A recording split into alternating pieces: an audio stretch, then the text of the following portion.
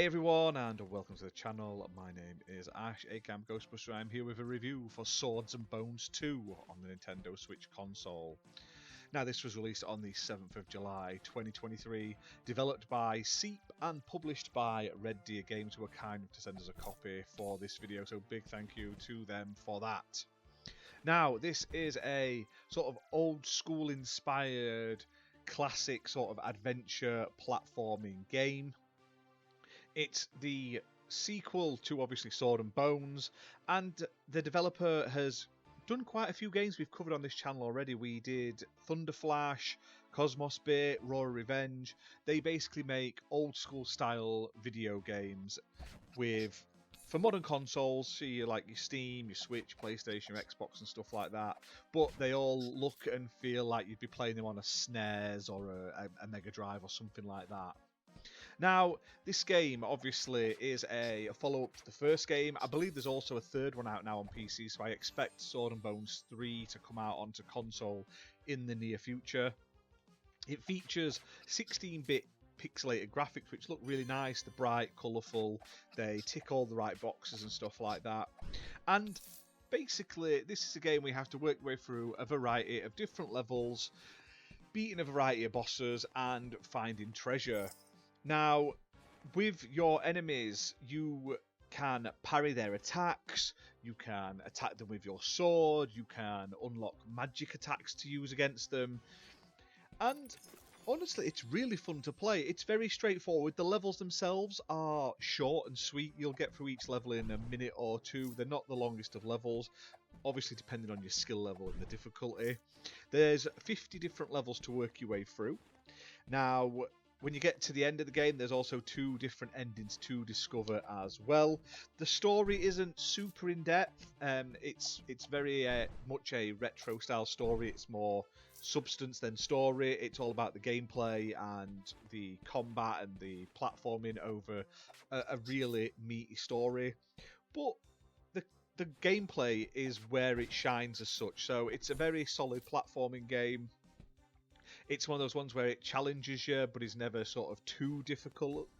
You've just got to sort of keep playing. If you do die, you just restart at the beginning of each level, and because the levels are pretty short, it's not like a massive sort of walk back you've got to replay. You're only sort of going back a minute or two's worth of time.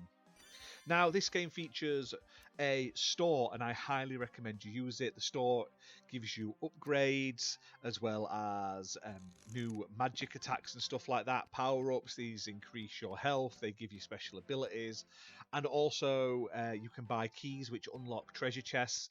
In these treasure chests, you can find like collectible items that you have to get in each level to complete them fully.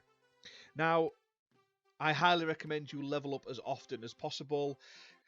Some of the power-ups you're going to get are needed to basically get some of the collectibles. So you can replay all the levels, which I did like. You can jump straight back into a level if you've played it from the menu.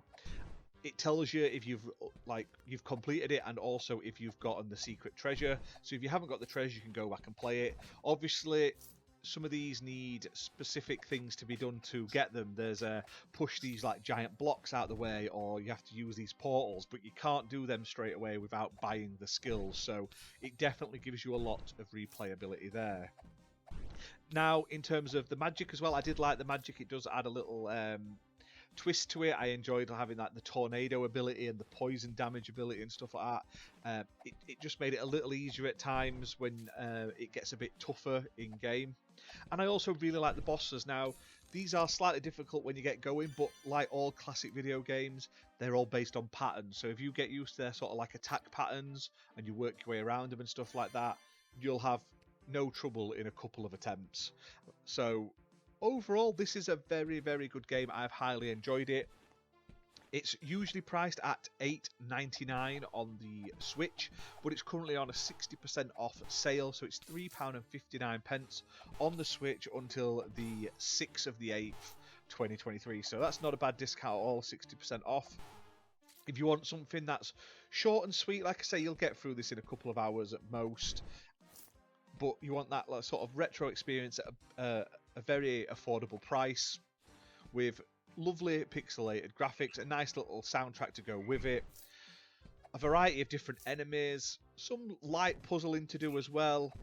Definitely feels like it was inspired by like Metroidvanias and sort of like Castlevanias in the sort of theme it looks like. But I enjoyed it. Overall, a fun little platforming game, odd little bits of challenge here and there, but well worth the price of admission.